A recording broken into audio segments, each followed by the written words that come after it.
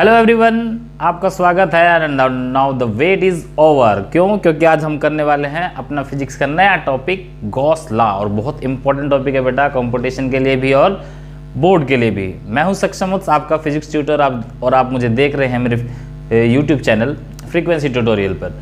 तो बेटा, इससे पहले वाले लेक्चर्स में हमने इलेक्ट्रिक फ्लक्स किया था, और जिन बच्चों ने इलेक्ट्रिक फ्लक्स का टॉपिक अगर नहीं किया है, नहीं पढ़ा है, तो मेरा प्रीवियस वीडियो देख के आओ बेटा। पहले इलेक्ट्रिक फ्लक्स समझो, उसके बाद आपको गॉस लॉ समझ में आएगा। तो आज हम करने वाले हैं गॉस लॉ। तो गॉस, तुम सोच रहे होगे कि ये कैसा अजीब सा नाम है ना, बट साइंटिस्ट का नाम है बेटा, गॉस लॉ। Gauss law.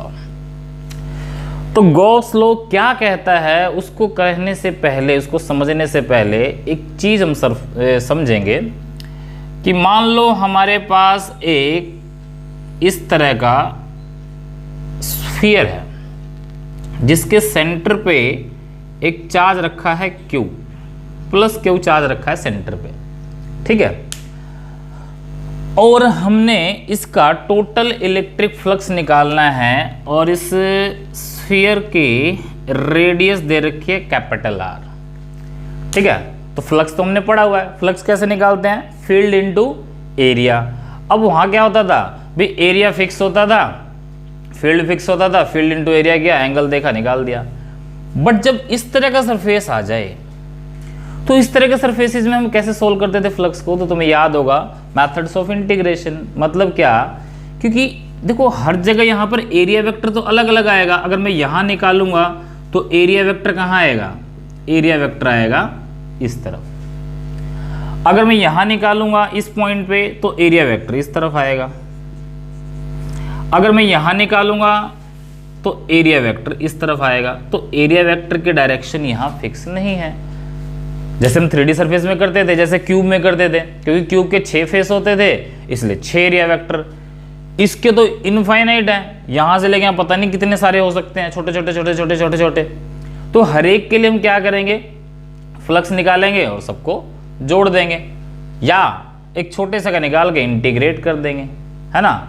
तो मान लो, याद करो, हम इसको अलग अलग करके अगर करें तो कैसे करेंगे। तो मान लो मैंने एक छोटा सा सरफेस ले लिया, बिल्कुल छोटा सा। इस छोटे से सरफेस में एरिया वेक्टर कहाँ होगा, इस तरफ, और पॉजिटिव चार्ज की वजह से इलेक्ट्रिक फील्ड चारों तरफ होता है, हमें पता है। तो यहाँ इलेक्ट्रिक फील्ड की डायरेक्शन भी कहाँ आएगी, इसी तरफ आएगी। तो इलेक्ट्रिक फील्ड और एरिया दोनों एक ही डायरेक्शन में हो गए कि नहीं हो गए।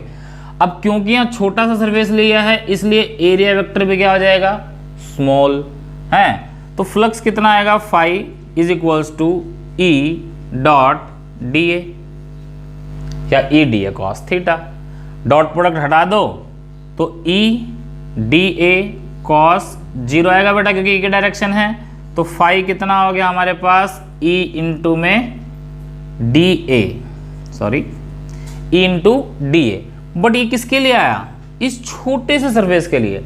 अब ऐसे ऐसे छोटे सरफेस पूरे स्फीयर पे तो बहुत सारे होंगे, यहाँ भी होगा, यहाँ भी होगा, यहाँ भी होगा, यहाँ भी, कहीं भी कंसीडर कर सकता हूँ। तो कहीं भी छोटा छोटा सरफेस ले लो, मान लो मैं यहाँ लेता, तो इसका एरिया वेक्टर इधर है डी ए, और यहाँ फील्ड भी कहाँ होगा, इसी तरफ होगा। इसी तरह मान लो यहाँ लेता मैं, एरिया वेक्टर डी ए इस तरफ है, फील्ड भी कहाँ होता, इसी तरफ होता। तो कहीं भी लोगे तो हर जगह आपको इलेक्ट्रिक फील्ड और एरिया वेक्टर कहाँ मिलेगा, एक ही डायरेक्शन में, ठीक है। तो एक ही डायरेक्शन में मिलेगा। तो एक चीज और, कि छोटा था ना, तो इसको डी फाई मान लिया हमने। तो टोटल फ्लक्स क्या होगा, टोटल फ्लक्स क्या होगा, इंटीग्रेशन ऑफ डी फाई। ये भी जैसे जैसे जितने जितने छोटे छोटे हैं उन सबको इंटीग्रेट कर दो, या ये कह दो भाई integration of E D A. अब इलेक्ट्रिक फील्ड क्योंकि यहाँ यूनिफॉर्म है, कांस्टेंट है, तो फाई कितना आ जाएगा बेटा, E इंटू में डी ए।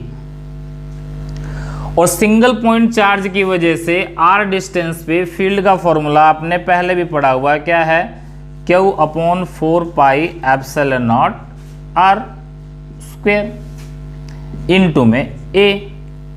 अब A जो है, A कितना है, स्फीयर का सरफेस एरिया कितना होता है, 4 पाई R स्क्वायर। अब इसको मैं सोल्व कर दूं, 4 पाई से 4 पाई कैंसिल हो गया, और यहाँ स्मॉल की जगह कैपिटल आर आएगा क्योंकि डिस्टेंस कैपिटल आर था, तो आर स्क्वायर से आर स्क्वायर कैंसिल हो जाएगा।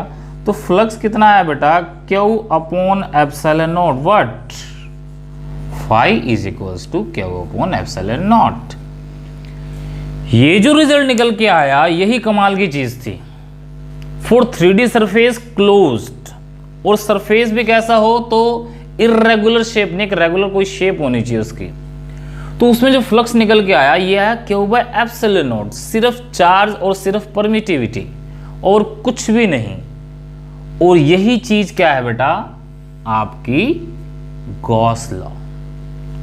यानी Gauss law is nothing but it is special case of electric flux for 3D close surfaces. यानी कि गॉस लॉ अलग से कोई टॉपिक नहीं है, वो इलेक्ट्रिक फ्लक्स का ही एक पार्ट है। बट जब हमने इलेक्ट्रिक फ्लक्स निकालना होता है क्लोज सरफेसेस के लिए, है ना, हमारा सरफेस क्लोज्ड है, बंद है, उस सरफेस के लिए अगर हमने फ्लक्स निकालना है तो इन दैट केस हम गॉस लॉ का इस्तेमाल करते हैं ताकि हमें इतनी लंबी चौड़ी कैलकुलेशन ना करनी पड़े और सीधे हम उसको सोल्व कर सके। तो गॉस लॉ एक शॉर्टकट है फ्लक्स निकालने का फॉर ऐसे सरफेसेस जो क्लोज्ड हैं और उसके अंदर चार्ज प्रेजेंट है। जैसे पीछे हमने केसेस किए थे ऐसे क्लोज सरफेसेस जिसके अंदर चार्ज प्रेजेंट नहीं थे, तो जब चार्ज प्रेजेंट नहीं थे तो फ्लक्स कितना आता था, 0 आता था। अगर मैं वही अप्लाई यहाँ कर दूं कि भाई क्लोज सरफेस है 3D और चार्ज प्रेजेंट नहीं है, तो चार्ज प्रेजेंट नहीं है तो 0, क्यों 0 करोगे, फ्लक्स कितना आएगा, 0। यहाँ से भी वो वेरीफाई होगा, ठीक है। तो इसका मतलब ये बड़ा इंपॉर्टेंट टॉपिक है। तो आई थिंक आपको ये समझ में आ गया होगा कि गॉस लॉ एक्चुअली में क्या है। तो अब मैं बताता हूं आपको गॉस लॉ की स्टेटमेंट क्या है। तो गॉस लॉ की स्टेटमेंट क्या कहते हैं बेटा, गॉस लॉ एक चीज और ध्यान दो इसमें, ये कब आया है, जब मैंने इलेक्ट्रिक फील्ड को, यहाँ ई को क्या माना था, कांस्टेंट माना था। तो जब मैं इलेक्ट्रिक फील्ड को कांस्टेंट मानूंगा, शेप मेरी रेगुलर होगी, तो ही ये गॉस लॉ की स्टेटमेंट प्रूव होती है, ठीक है। तो उसके लिए हम एक सरफेस बोल देते हैं उसको गॉसियन सरफेस। क्या बोलेंगे बेटा, Gaussian surface, it's a Gaussian surface. तो गॉसियन सरफेस क्या है, द सरफेस एट विच या at every point of which the value of electric field always remain constant is called Gaussian surface, ठीक है बेटा।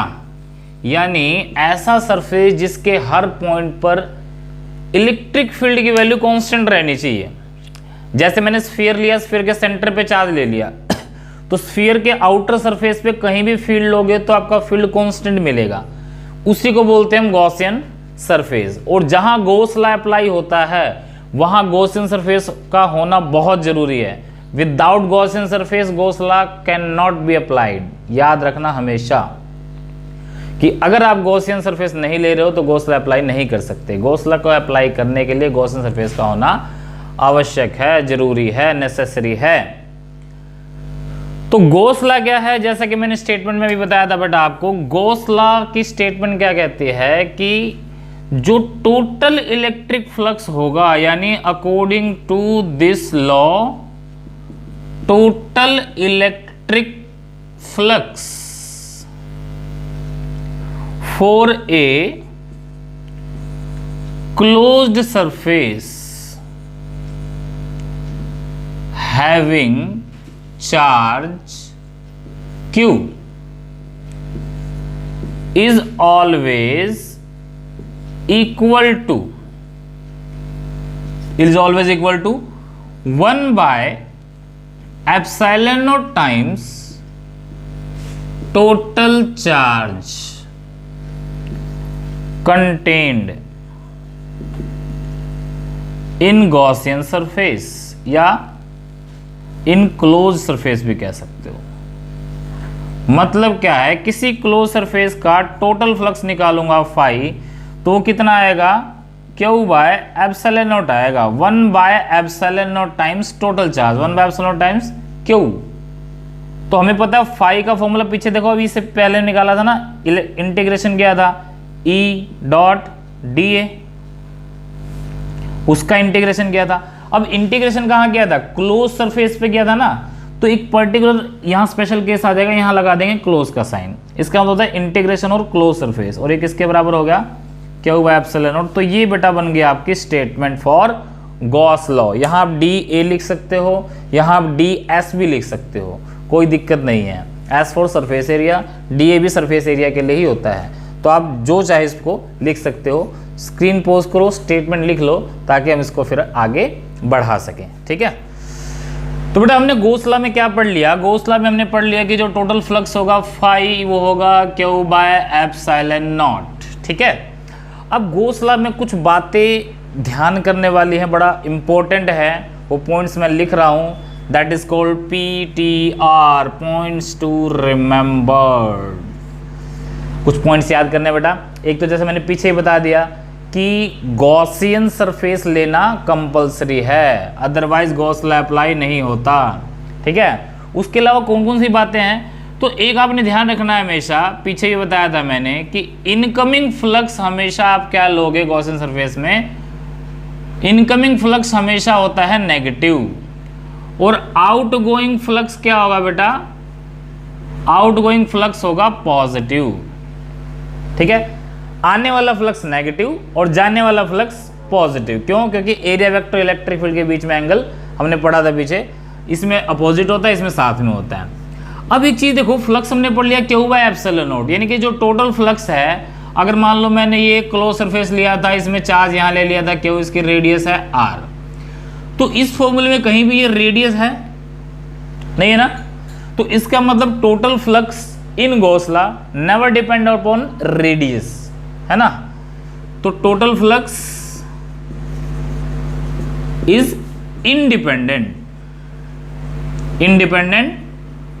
ऑफ रेडियस, या इसको कह सकते हो shape and size of the body.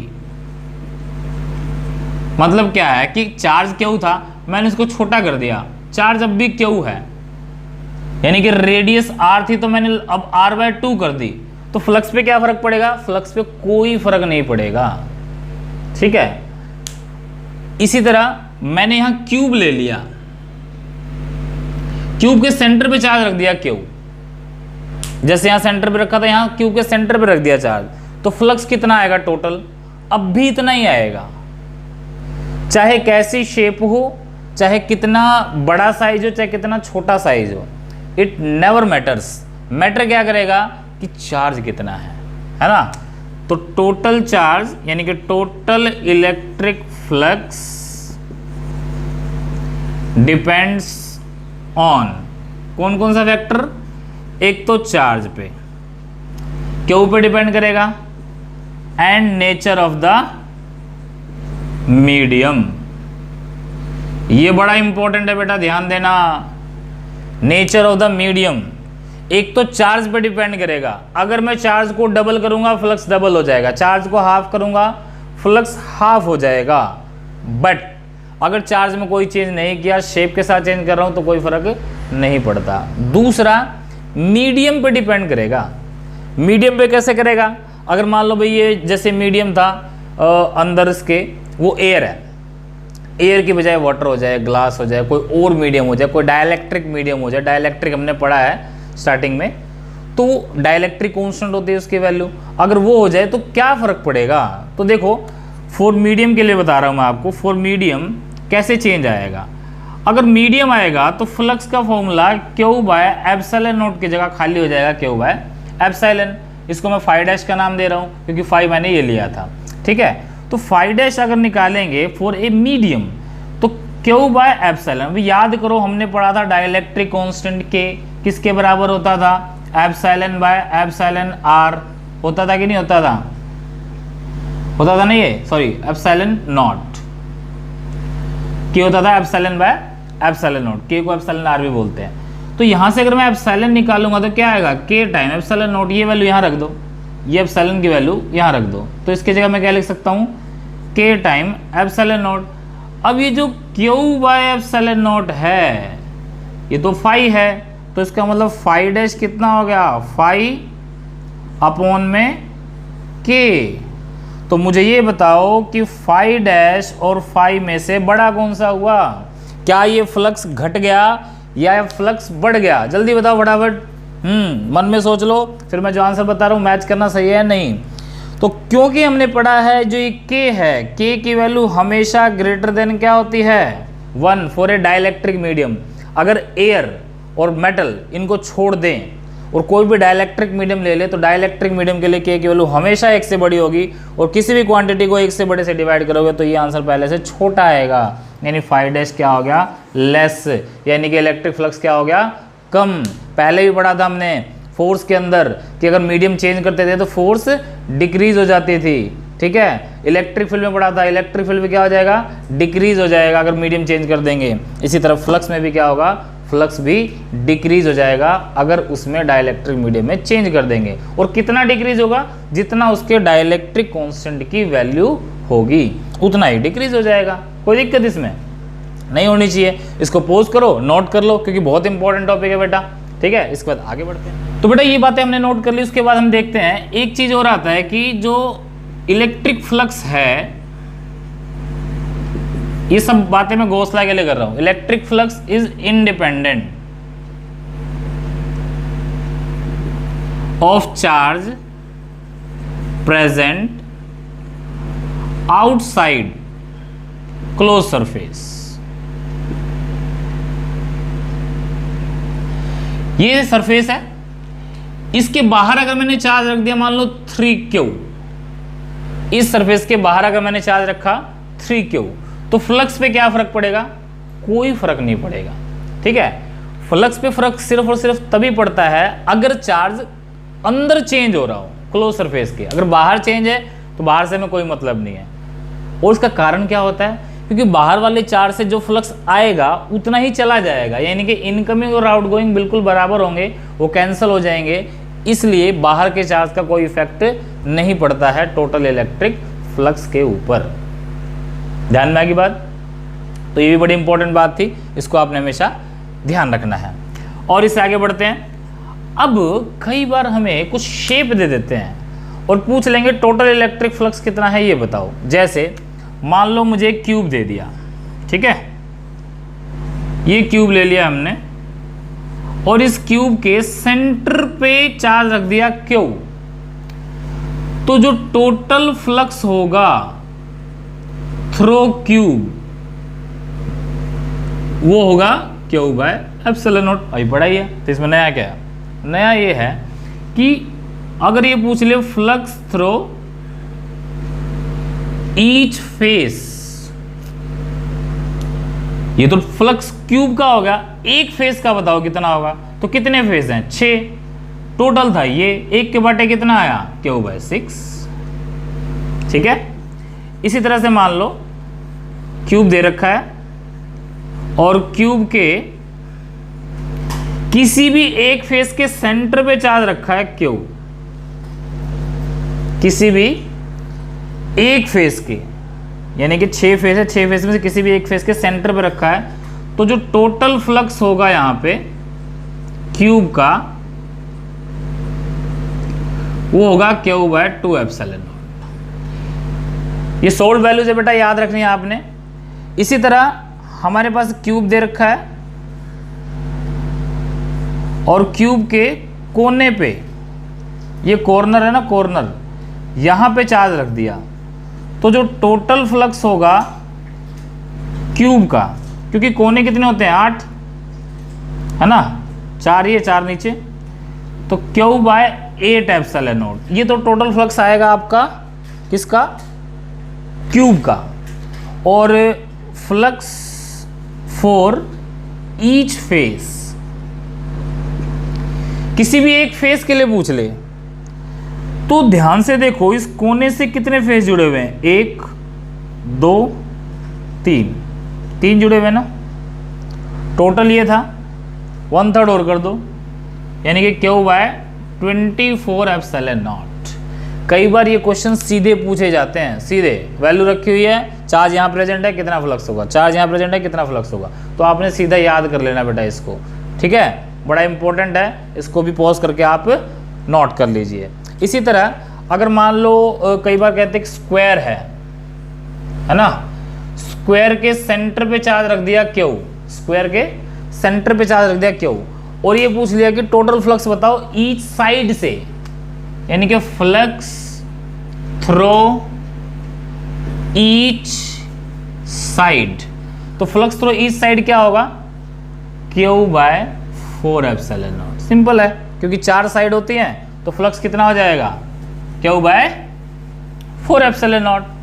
ठीक है, अब गॉस लॉ के बारे में इतनी बातें हमने जान ली, इसकी 2 लिमिटेशंस भी हैं, वो भी ध्यान लेते हैं और उसके बाद फिर इसके क्वेश्चंस करते हैं। Limitations of Gauss law. Gauss law की पहली लिमिटेशन है कि it can't be used if closed surface contain a dipole, और दूसरा it can't be used if charges are present at vertex of a triangle. देखो ये क्लोज सरफेस है, इसमें मैंने डायपोल रख दिया। डायपोल पता ही आपको, नेगेटिव पॉजिटिव, यानी कि माइनस क्यू है तो प्लस क्यू है। अब यहाँ टोटल चार्ज कितना हो जाएगा, 0, तो टोटल फ्लक्स कितना आएगा, 0, क्योंकि 5 होता है Q/ε0। बट तुम्हें पता है कि डायपोल का फील्ड तो होता है, डायपोल का फील्ड तो 0 नहीं होता, और फील्ड होगा, एरिया होगा, तो फ्लक्स भी होगा, तो फ्लक्स तो काउंट होगा। बट अगर गॉस लॉ अप्लाई कर रहे हैं तो उससे 0 आ रहा है, तो ये उसकी एक लिमिटेशन है। उसका कारण है कि मैंने सबसे पहले एक बात बताई थी तुम्हें कि गॉस लॉ कब अप्लाई कर पाओगे, जब गॉसियन सरफेस बनेगा। तो ये 2 केस ऐसे हैं कि जब ट्रायंगल के वर्टेक्स पे चार्ज रखा हो या डायपोल रखा हो क्लोज सरफेस के अंदर, तो कोई भी सिमेट्री नहीं बनती, यानी कि गॉसियन सरफेस ड्रॉ नहीं हो पाता, इसीलिए ये अप्लाई नहीं हो पाता। तो मैंने पहले बताया था कि गॉस लॉ अप्लाई करना है तो आपको गॉसियन सरफेस ड्रॉ तो करना ही करना पड़ेगा, इसके अलावा कोई चांस नहीं है। ठीक है, तो ये 2 लिमिटेशन, कुछ इंपॉर्टेंट बातें मैंने आपको गॉस लॉ के बारे में बताई हैं, ये समझ में आ गई होंगी आपको। और इसको समझने के बाद अब कुछ क्वेश्चंस करते हैं ताकि आपको और अच्छे से समझ में आएगा। तो चलते हैं क्वेश्चन की। तो कुछ छोटे छोटे एग्जाम्पल से समझते हैं गॉस लॉ को। अगर मान लो मेरे पास एक ये सरफेस दे दिया, एक इसके अंदर दे दिया, इसके अंदर चार्ज दे दिया क्यू, इसके अंदर चार्ज दे दिया 2Q, और उसने क्या दिया कि जो पहला सरफेस है ये दूसरा सरफेस है, φ1/φ2, इसका रेशियो बताओ कितना आएगा। फटाफट पोज करो, आंसर निकालो बेटा, इसके बाद मैं कराता हूँ। तो देखो φ1 कितना होगा, अंदर का चार्ज Q/ε0, φ2 कितना होगा, अंदर का चार्ज 2Q, कितना होगा 2Q/ε0, दोनों को डिवाइड किया, ये कट गया, आंसर आ गया φ1/φ2 1/2, और ये हो गया गलत। क्यों, देखो कहाँ गलती हुई, देखो कहाँ गलती हुई। φ1 तो बिल्कुल सही है Q/ε0, Q/ε0, क्योंकि इसके अंदर चार्ज कितना है Q। जो φ2 निकालेंगे, ये φ2 बड़े वाला है ना, इसके अंदर 2Q है, ये भी तो इसके अंदर ही है, तो टोटल कितना हुआ 3Q/ε0। अब डिवाइड करेंगे तो φ1/φ2 कितना आएगा 1/3, तो रेशियो आएगा 1:3, और हम जल्दबाजी में क्या आंसर लिख देंगे 1/2, और हो जाएगा गलत। ठीक है, तो इस तरह से इसको ध्यान रखना है जब सोल्व करते हैं। तो इसी तरह की नेक्स्ट क्वेश्चन लेते हैं, गॉस लॉ का ही छोटा सा। हमारे पास एक स्क्वायर दे दिया और उस स्क्वायर की साइड है A, थोड़ा सा अच्छे से बना दें इसको। इस तरह का एक स्क्वायर है, इसकी साइड है A, ठीक है।